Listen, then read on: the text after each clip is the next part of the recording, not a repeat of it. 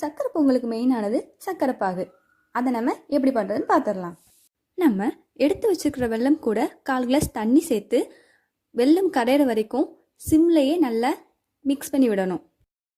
இந்த மாதிரி வெல்லம் நல்லா கரைஞ்சி வந்ததும் நம்ம அதை ஃபில்ட்ரு பண்ண போகிறோம்.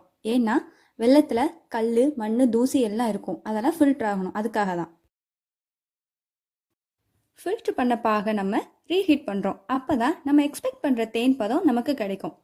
இந்த ஸ்டேஜில் நம்ம ஸ்டவ்வை ஆஃப் பண்ணிடலாம்.